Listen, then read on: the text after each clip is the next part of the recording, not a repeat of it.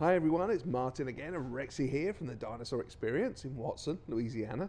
Got another story for you today for Rexi's Tales. We love a good book. But before we do that, I've got to say hello to somebody. Going to say hello to you. Hello Kyson, how you doing today? It's your 5th birthday in July over in a meet, and me and Rexi here and Nash. We're all going to come to your party. We're going to come and have a great time.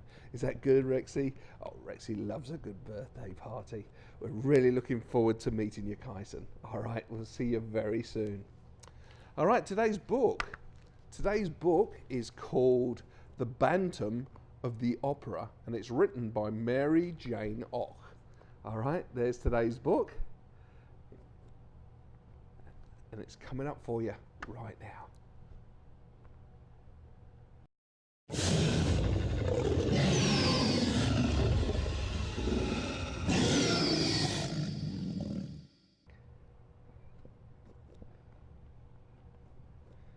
Luigi was hatched a bantam rooster, but he had the soul of a musician.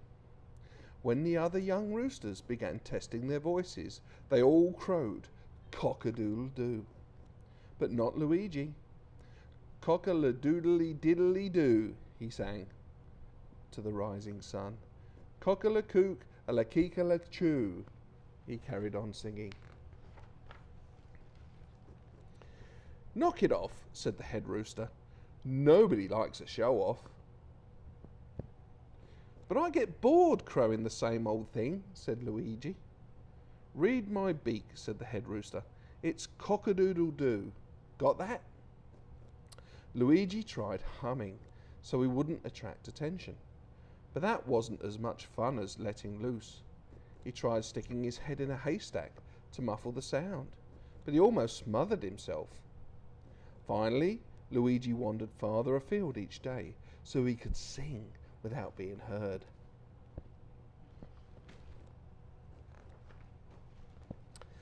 One afternoon, on the farmer's porch, Luigi heard opera music coming from the radio inside. I knew there was more to life than cock-a-doodle-doo, he cried. After that, Luigi sang along with the radio operas every day. His favourite aria was La Donna Immobile from Rigoletto. Cock-a-doodly-lay, he crowed. He had learnt it all by heart.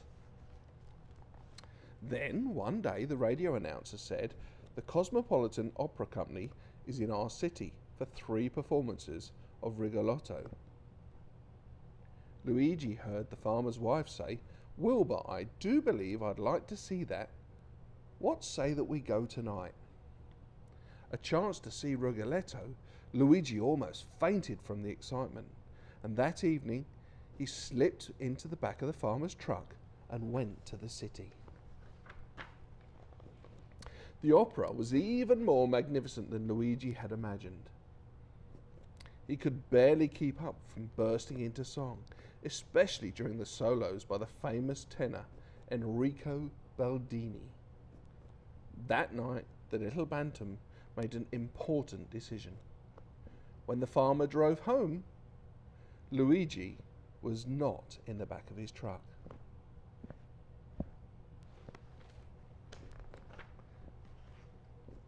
The next day, Luigi perched on the balcony of the darkened theatre, watching the rehearsal. But when the orchestra played some familiar notes, he couldn't help himself.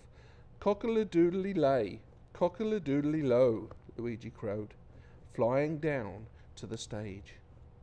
Baldini stopped. But Luigi kept going. His bright feathers gleamed in the spotlight. Get that chicken out of here, Baldini screeched. The rooster has a lovely voice, said Carletto Tetrini, the soprano, and perfect pitch, so rare in a tenor. Perfect pitch? Baldini lunged for Luigi, scooping him up by the tail. I'll perfect pitch this poultry right out of the theatre. As Baldini wound up, Carletto stopped him. Don't be a bully, Baldy. A singing rooster is the perfect opera mascot. All right, Baldini grumbled, But the next time I hear one of my tenor arias coming from your chicken lips, I'll make noodle soup of you.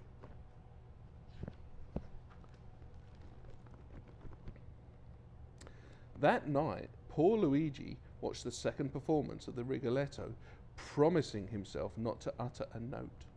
But when Baldini started singing La Donna Immobile, Luigi lost all control.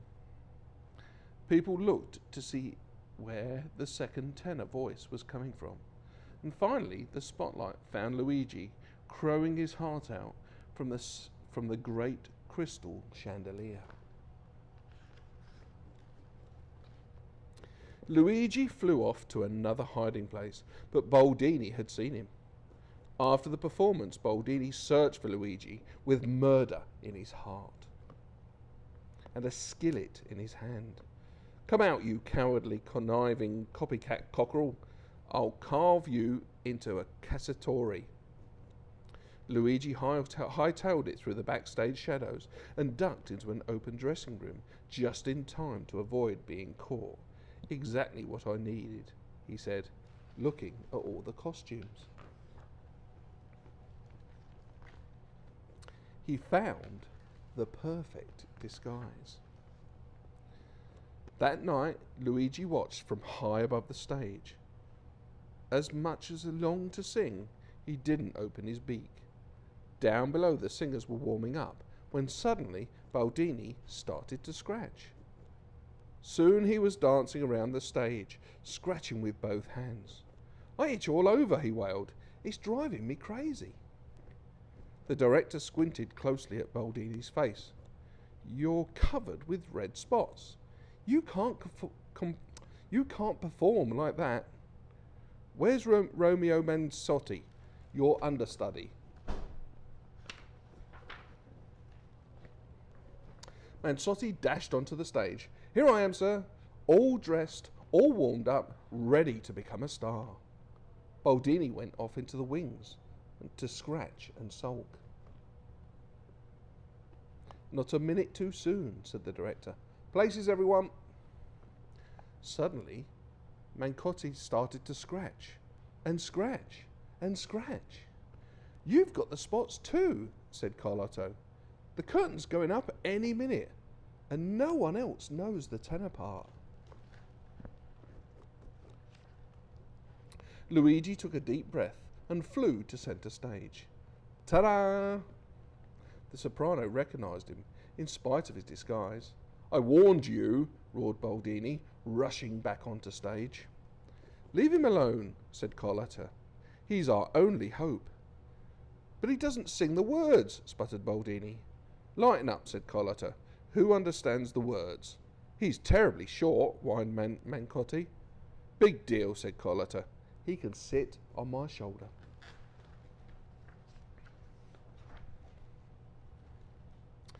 Luigi's little bantam heart almost burst from joy as the great velvet curtain began to rise. But he hadn't counted on the reaction from the audience. Get a load of the beak on that tenor. That's no tenor, it's a chicken. Well, he's going to crow about. Get off the stage, you dumb cluck. Luigi kept singing, in spite of his broken heart.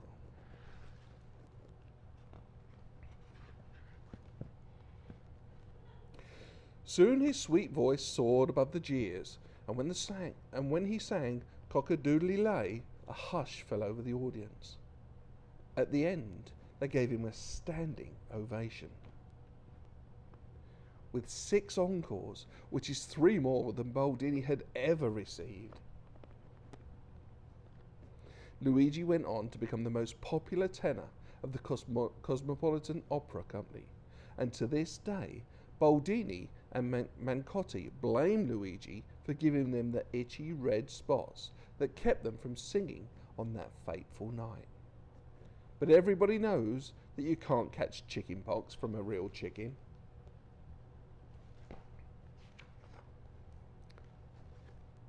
Or can you?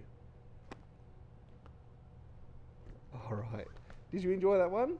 You like that one, Rexy? Oh, I like that one. There's a really good story about a chicken there. All right, well, thanks for watching. Remember, subscribe to us on Facebook and YouTube. Find us on YouTube and Instagram. And if you want to, get in touch and we'll see if Rexi here and Nash could come to your party. All right, thanks for watching. We'll see you very soon. Bye.